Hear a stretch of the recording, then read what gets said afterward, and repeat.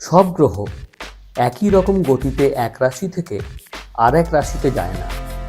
আবার একই গ্রহের গতি সবসময় সমানও থাকে না। কিন্তু গ্রহ দেবতাদের সন্তুষ্ট করা প্রত্যেক মানুষের পক্ষে একান্তই প্রয়োজন।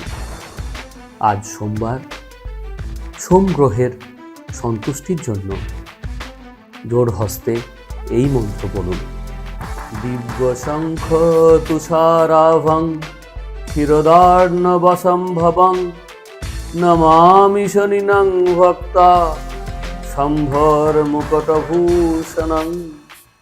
ওম ঐং ক্লিং সোমায়। ওম ঐং ক্লিং সোমায়।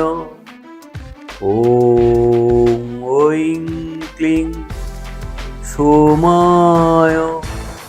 সোম গ্রহের পূজার পর যা আপনাকে অবশ্যই করতে হবে তা হল গ্রহের স্তবের মূল মন্ত্র, সূর্য দেবতার পুজো এবং সেই মূল মন্ত্র বলা।